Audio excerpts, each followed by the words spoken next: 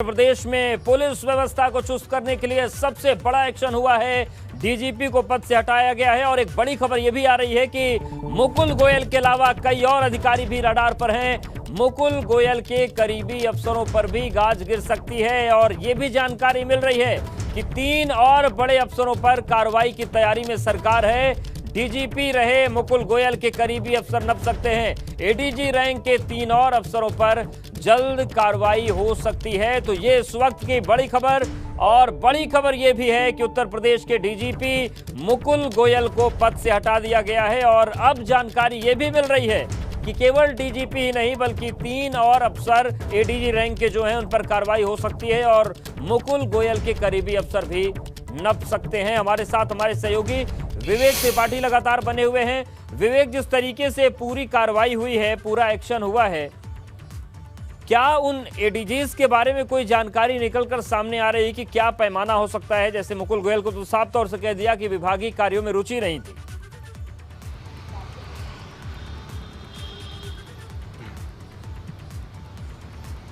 बिल्कुल अवधेश, देखिए डीजीपी मुकुल गोयल पिछले कुछ महीनों से चर्चा में इसलिए थे कि वो काम में बिल्कुल इंटरेस्ट नहीं ले रहे थे। उनका इंटरेस्ट नहीं था। जिस तरह से जो एक डीजीपी स्तर के अधिकारी का काम होना चाहिए वो काम नहीं कर रहे थे और इसी तरह से उनके कई जो मातहत हैं, जो उनके करीबियों में गिने जाते हैं, वो भी काम में इंटरेस्ट नहीं ले रहे थे बिल्कुल। जिसका नतीजा ये हुआ कि प्रदेश में पिछले अगर 2-3 महीनों में देखें तो कानून व्यवस्था ध्वस्त रही। विपक्ष लगातार हमलावर हुआ लॉ एंड ऑर्डर को लेकर, क्राइम को लेकर। क्राइम इतना बड़ा और सबसे बड़ी बात, क्राइम पुलिस वालों ने ही किया। चंदौली की घटना में पुलिस के दामन पर दाग लगे, ललितपुर की घटना में पुलिस दागदार हुई, इसके पहले गोरखपुर में पुलिस दागदार हुई थी, कानपुर में कई बार पुलिस के ऊपर आरोप लगे, कई युवक के किडनैप और मर्डर का केस था जिसको लेकर बड़ा हल्ला मचा था। सोशल मीडिया पर हल्ला मचा, विपक्ष ने मुद्दा बनाया। पुलिस लगातार, अगर हम देखें तो डीजीपी मुकुल गोयल का कार्यकाल 11 महीने का था और वो लगातार अपने काम में असफल साबित हो रहे थे, फेल्योर साबित हो रहे थे और ये चर्चा चल रही थी कि उनको कभी भी हटाया जा सकता है, सम्मानजनक तरीके से हटाया जाएगा। चूंकि बहुत बड़ा पद होता है, बहुत प्रतिष्ठित पद होता है डीजीपी का, इसलिए उनको सम्मानजनक तरीके से हटाने की तैयारी थी। लेकिन अब पानी नाक के ऊपर से गुजर चुका था। जिस तरह से ईद के पहले एक सूची आईपीएस अफसरों की बता रहे थे कि जारी होगी, लेकिन वो रुकी रही।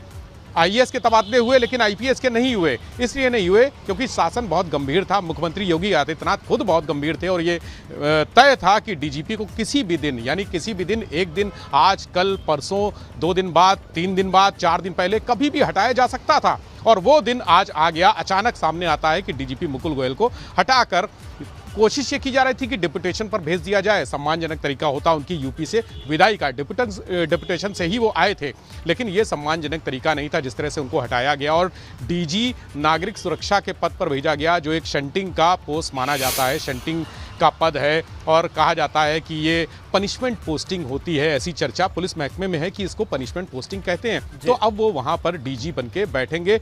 उनके साथ ही गाज गिरेगी कई और अफसरों पर जो ईद के पहले लिस्ट आनी थी आईपीएस की।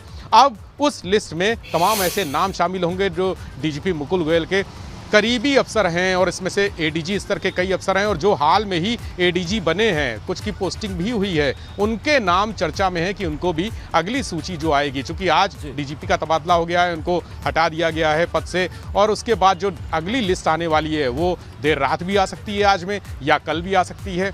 मुख्यमंत्री के ऊपर है कि वो आज रात में साइन कर देंगे। लिस्ट तैयार है, देखिए ईद के पहले से लिस्ट तैयार है, लेकिन उस पर मुख्यमंत्री ने हस्ताक्षर नहीं किए हैं चूंकि बहुत सारी चीज़ें पाइपलाइन में थी, बहुत सारी चीज़ें उनके दिमाग में चल रही थी कि कैसे क्या करना है, पुलिस व्यवस्था को सुधारना है। आप देख रहे हैं कि विपक्ष ने लगातार हमला किया, चाहे अखिलेश यादव हो, चाहे मायावती हो, प्रियंका गांधी हो, संजय सिंह हो, आम आदमी पार्टी के, सबने हमला किया। कानून व्यवस्था जिस पर पूरी सरकार का दारोमदार टिका था, जो सबसे मजबूत पक्ष है, अगर आप देखें पिछले कई सालों में जो भी सरकारें आई हैं उन्होंने कानून व्यवस्था को लेकर कटघरे में खड़े हुई हैं, हमेशा वार झेले हैं, जंगल राज कहा जाता है। लेकिन योगी की पहली कार्यकाल में और योगी के दूसरे कार्यकाल में लॉ एंड ऑर्डर को ही बेस बनाकर लोगों ने वोट दिया था और इस आधार पर वोट दिया था कि अगर वो सड़क पर निकलते हैं तो सुरक्षित रहते हैं। लेकिन पुलिस, पूरे प्रदेश की पुलिस, इस उनके जो मजबूत स्तंभ था कानून व्यवस्था, उसको चौपट करने पर तुली हुई थी, एकदम ध्वस्त कर दिया था, नेस्तनाबूद कर दिया था।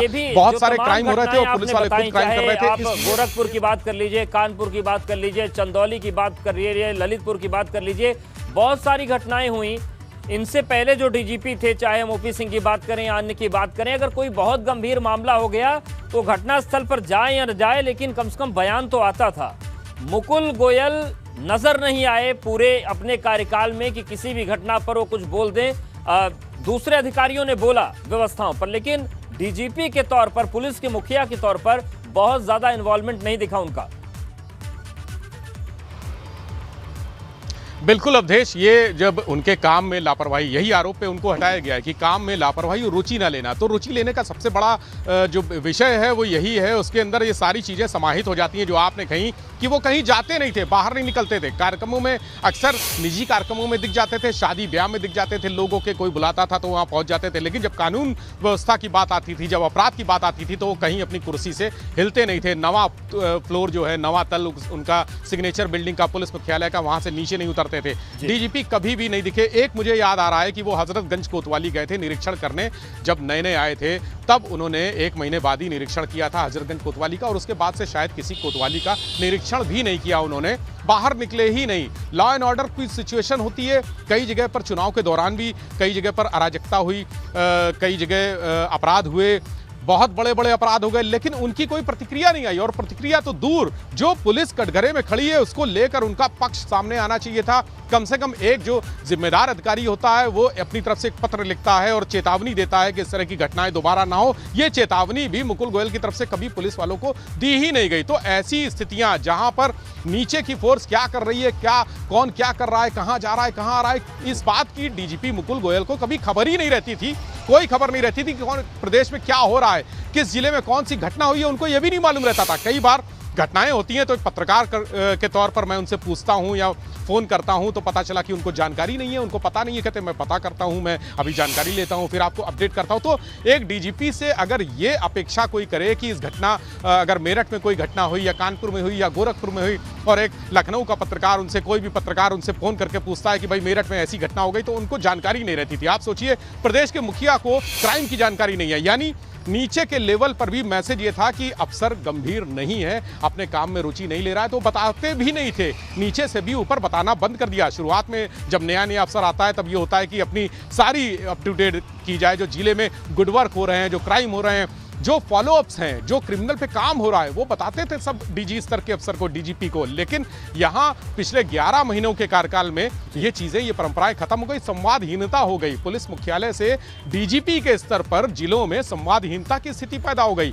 अधिकारियों को निर्देश डीजीपी से नहीं मिलते थे, उनके जो मातहत हैं उनसे निर्देश मिलते थे कि क्या करना है। वही उनसे पूछते भी थे कि इस घटना पे क्या हुआ, कैसे हुआ, क्यों हुआ, जवाबदेही वही तय करते थे। और डीजीपी एक तरह से, जो सिंघम फिल्म आई थी कि डीजीपी तो गोली खा के सो रहा है, तो अपने डीजीपी मुकुल गोयल उसी तरह से गोली खा के 11 महीने सोते रहे, और उनकी ये नींद तब टूटी चूंकि तोड़नी जरूरी थी। सरकार के ऊपर सवाल उठ रहे थे, विपक्ष सवाल उठा रहा था कि क्राइम इतना हो रहा है, इतना अपराध हो रहा है, पुलिस वाले अपराध कर रहे हैं, सब जगह अपराध, हाहाकार मचा है। सरकार को मजबूरन ये कदम उठाना पड़ा कि उनको सम्मानजनक तरीके से डेपुटेशन पर भेजने के बजाय उनको बड़ी कार्रवाई हो गई है। तो एक सवाल और भी नागरिक उठ रहा सुरक्षा है के पद पर कि ये माना जाता था कि कोई भी घटना हो जाए तो ज्यादा से ज्यादा थाना सस्पेंड कर दीजिए, एसएचओ को सस्पेंड कर दीजिए या फिर जांच बैठा दीजिए, इससे ज्यादा होता नहीं था। डीजीपी को जब हटा दिया गया तो क्या माना जाए कि बीते दौर में जो घटनाएं हुई हैं उन जिलों के जो बड़े अधिकारी हैं उन पर भी तलवार लटक रही है? क्योंकि ये भी आदत पुलिस की बीते 11 महीने में दिखी है कि भले ही स्पष्ट गलतियां दिख रही हों, स्पष्ट सवाल उठ रहे हों, लेकिन भरपूर बचाने की कोशिश की गई खाकी को और गलत को भी सही बताने की कोशिश की गई। ऐसे जिले के जो बड़े अधिकारी हैं उनको भी तैयार रखना चाहिए क्या सामान अपना? बिल्कुल अवधेश, चुनाव हो चुके हैं, लॉ एंड ऑर्डर बिगड़ चुका है प्रदेश का। अगर हम देखें पिछले 1.5-2 महीने के दौरान जो कानून की स्थिति, कानून व्यवस्था की स्थिति हुई है, जो अपराध बढ़े हैं, उससे कई पुलिस अफसर, जिलों के अफसर पर गाज गिरनी तय है। ये धीरे धीरे हो भी रहा है, कई हटाए गए। गाजियाबाद से सस्पेंड किया गया, अलंकृता सिंह यहाँ 1090 पे थी, उनको लापरवाही के चलते सस्पेंड किया गया। मुख्यमंत्री कार्रवाई कर रहे हैं और निश्चित तौर पर जैसा आपने कहा है कि बहुत सारे क्राइम हुए हैं, जो बड़े क्राइम हुए हैं, जहां पर नीचे से लेकर ऊपर तक की लापरवाहियां दृष्टिगोचर हुई हैं, उन मामलों में भी जो वहां के जिला पुलिस प्रभारी हैं उनको भी राडार पर रखा गया है, उनके खिलाफ भी कार्रवाई होगी।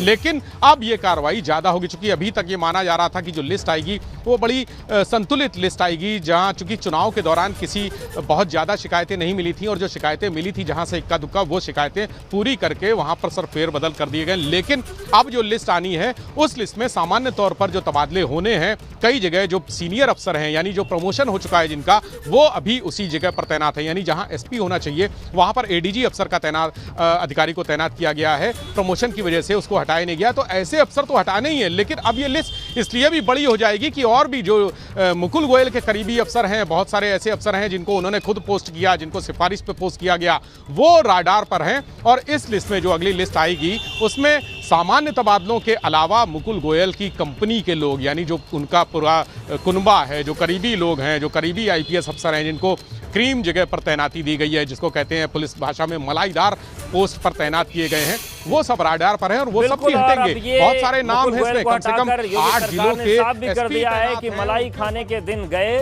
अब काम करना पड़ेगा और जो काम नहीं करेगा वो नहीं रहेगा, चाहे वो डीजीपी क्यों ना हो। शुक्रिया विवेक आपका जानकारी और अपडेट्स को देने के लिए।